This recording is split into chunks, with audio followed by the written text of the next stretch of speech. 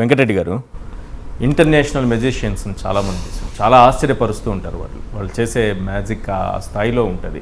అంటే మన కంటికి కనిపిస్తూనే ఉంటుంది, కానీ ఎక్కడో టప్పన మాయమైపోయి వాళ్ళు ఏదో మ్యాజిక్ చేసి ఇలా తీసేస్తూ ఉంటారు. చేతిలో ఇలా పెన్ పట్టుకునే ఉంటారు, వెంటనే ఇది పావురం అయిపోతుంది.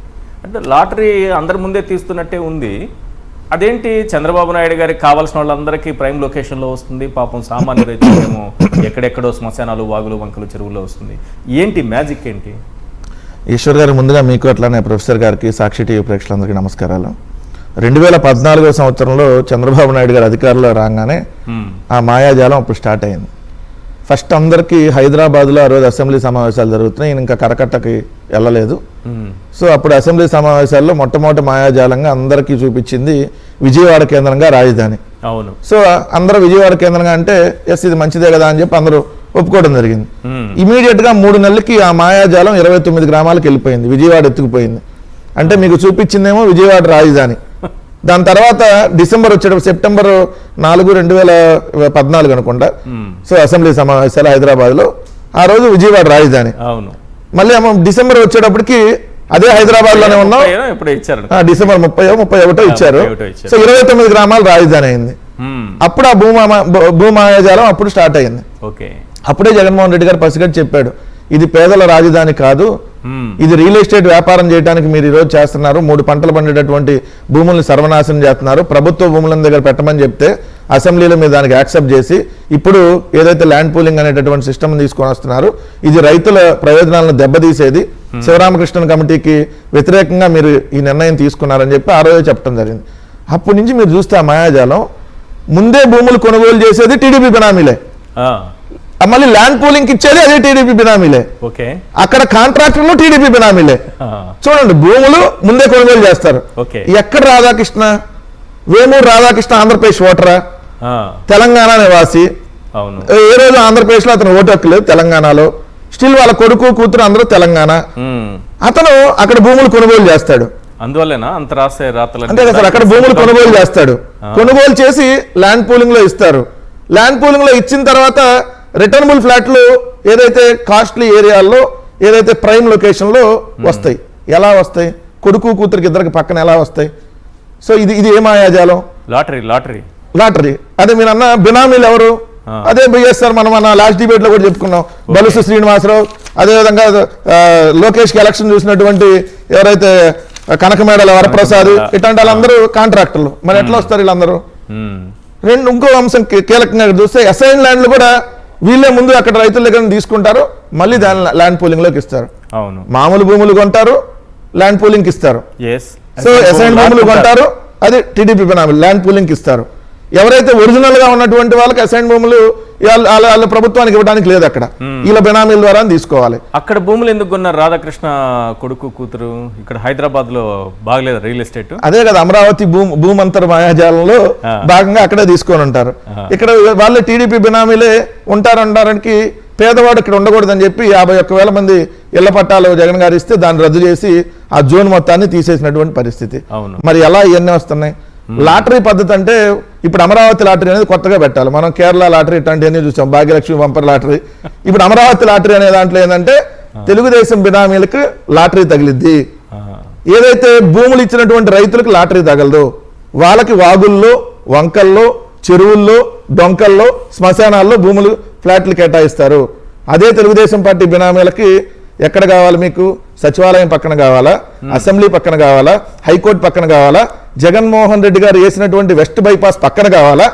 మళ్ళీ ఇక్కడ మనం నోట్స్ వెళ్ళిపోయాడు, అదేం చంద్రబాబు నాయుడు వేసిన బైపాస్ కాదు, అక్కడ కావాలా? ఈ విధంగా కేటాయింపులు ఉంటాయి.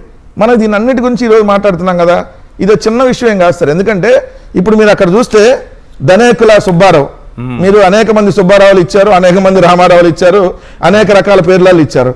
కానీ అదే ధనేకుల సుబ్బారావు చూడండి, 24,450 గజాలు మొత్తంగా చూస్తే లిస్టు చూడండి మీరు, 24,450 గజాలు అతనికి ప్రైమ్ లొకేషన్ లో అలాట్ అవుతాయి.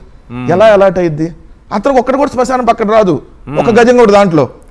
మళ్ళీ కమర్షియల్ ల్యాండ్లు చూడండి, ఏదైతే డైమండ్ సర్కిల్ పక్కన M10 రోడ్డుకి 11,820 గజాలు మొత్తంగా అతనికి చూస్తే 36,270 గజాలు ఓన్లీ ధనేకుల సుబ్బారావు కుటుంబానికి వస్తాయి. ఎలా వచ్చింది? బెదవాడ రమేష్ కుటుంబాన్ని చూస్తే 27,760 గజాలు సచివాలయం ఎదురుగా, సచివాలయం పక్కన, సచివాలయం 2 రోడ్లు పక్కన, ఏదైతే బిట్స్ పిలాని పక్కన, సచివాలయానికి 17 మీటర్ల దూరంలో ఈ ఎలా వస్తాయి ఇవన్నీ? ఒక రెసిడెన్షియల్ ఫ్లాట్లు అన్నీ ఒకే చోట పక్క పక్కనే ఎలా వచ్చినాయి? ఒక 34 ఎకరాలు ఇచ్చి ఉండాలి సార్ వీళ్ళు. ధనేకుల సుబ్బారావు కుటుంబం ఇక్కడ వాళ్ళకు వచ్చినటువంటి నివాస ప్లాట్ విస్తీర్ణం 24,500 గజాలు ఒకటి, 11,820 గజాలు.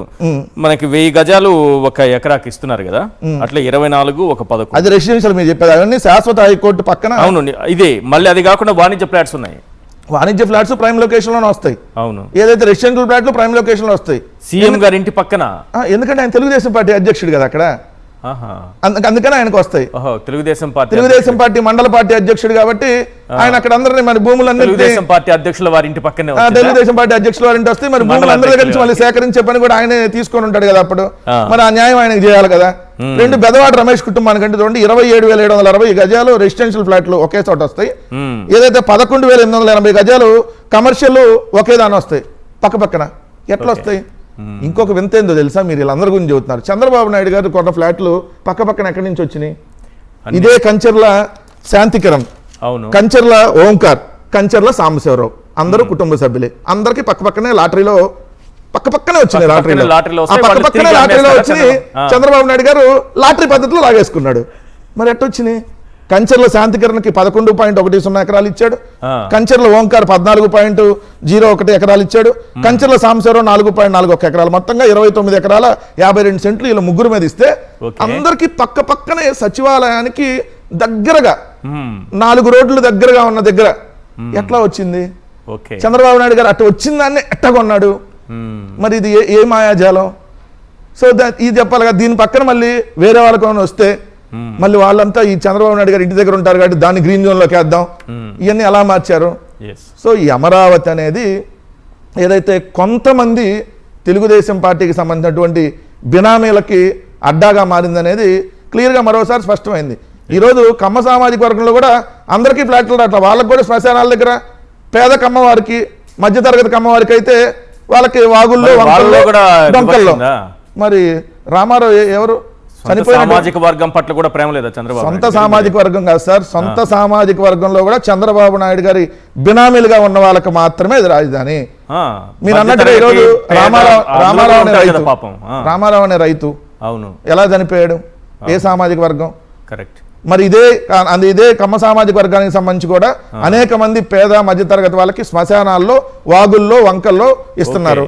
మరి చంద్రబాబు నాయుడు గారు వాళ్ళని కూడా మోసం చేసినట్టే కదా. సామాజిక వర్గం పైన కూడా, తన సొంత సామాజిక వర్గం పైన కూడా వివక్ష చూపిస్తారు. సొంత సామాజిక వర్గం కాదు సార్, అందరినీ. ఇప్పుడు ఆంధ్రజ్యోతి రాధాకృష్ణ మీరు ఒక్కటే చూపిస్తున్నారు. ఇది ఒక్కట ఆయనకి చేసిన ఫేవర్. యాక్టివ్ పవర్ ప్లాంట్ కి ₹2.50 కొనుగోలు చేయడానికి యాక్టివ్ పవర్ ప్లాంట్ ఎట్లా? విజయవాడ మొదటానికి అదే కారణం కదా, బుడమేరు వరదని డైవర్ట్ చేయడానికి.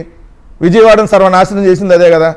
ఏదైతే ఆ యాక్టివ్ పవర్ ప్లాంట్ మునక్కుండా ఉండడం కోసం టౌన్ లోకి వదిలారు. రెండోది ₹2.49 సెక్కీతో ఒప్పందం కుదుర్చుకుంటే లంచాలు తీసుకున్నారు అదాని దగ్గర మాట్లాడిన వాళ్ళు.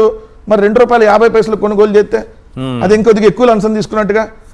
మరి ఎన్ని ఫేవర్లు రాధాకృష్ణ గారు పనిచేస్తున్నట్టు అనిపిస్తోంది. తన 2 బిడ్డల్ని పిలిచి ఏపీలో అమరావతిలో భూములు కొనమని చెప్పారంటే డెవలప్మెంట్ కోసమే కదా. భూములు కొనమంటే డెవలప్మెంట్ కాదు సార్. ఏదన్నా దానికి సంబంధించి ఏదైనా కంపెనీ పెట్టి ఏదైనా ఉద్యోగాలు ఇస్తే డెవలప్మెంట్ కోసం పనిచేసినట్టు అయ్యింది. వాళ్ళు రెసిడెన్షియల్ ఫ్లాట్, కమర్షియల్ ఫ్లాట్ ఎవరికి ఉద్యోగం ఇచ్చింది? అది వీళ్ళు తర్వాత అమ్ముకుంటారు ఎక్కువ రేటు వచ్చినాక. మరి అదే ఎవరికి ఉపయోగం? రాధాకృష్ణకు ఉపయోగం, రాధాకృష్ణ కొడుకులకి, కూతురికి ఉపయోగం. అందుకనే కదా మీ భార్యలుగా కాకుండా చెల్లెళ్ళగా అనేటటువంటి బజారు రాతలు రాయటానికైనా దిగజారిపోయి ఆ విధంగా వ్యవహరిస్తున్నారంటే మరి ఈ ఫేవర్లన్నీ పొందే కదా. రైట్.